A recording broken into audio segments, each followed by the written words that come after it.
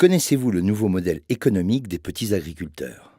Aujourd'hui, les petites exploitations agricoles peinent à se maintenir en activité face à la concurrence de modèles productivistes et à la réduction des aides publiques.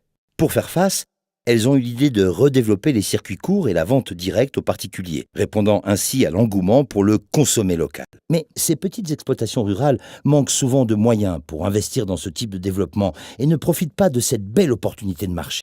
Pour répondre à cet enjeu majeur, l'ADI, l'Association pour le droit à l'initiative économique, un des acteurs principaux du microcrédit en France, se rapproche en 2008 de la Fédération nationale des CUMA, les coopératives d'utilisation de matériel agricole qui permettent à leurs adhérents de partager du matériel.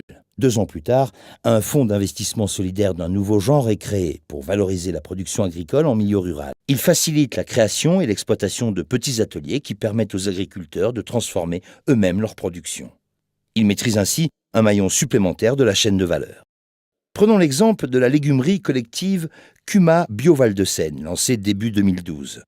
Les 4 agriculteurs à l'initiative du projet ont bénéficié de conseils techniques, sanitaires, économiques et financiers afin de lancer durablement leur activité. Les ateliers modulaires, qui permettent une diversité de projets à moindre coût, ont ensuite été installés. Leur mise en place fut rapide grâce à la préfabrication en usine et à un travail avec le ministère de l'Agriculture qui a permis d'intégrer les normes sanitaires dans la conception. Les carottes récoltées peuvent désormais être lavées et épluchées, puis conditionnées sous vide. La structure répond ainsi aux exigences de nouvelles filières et approvisionne aujourd'hui des cantines scolaires de l'Ouest francilien. Pour ces petites exploitations, les bénéfices sont multiples.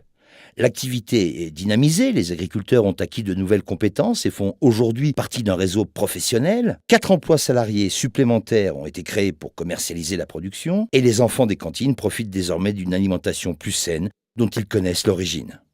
Lors de sa création, le fonds d'investissement a bénéficié de l'apport en capital de ses actionnaires. L'ADI a contribué à hauteur de 95 000 € grâce à un financement de la Caisse des dépôts. Le fonds Danone Community ainsi que la société d'investissement Fitrust Partenaires ont investi chacun 100 000 € et les 2 créateurs ont investi 30 000 €.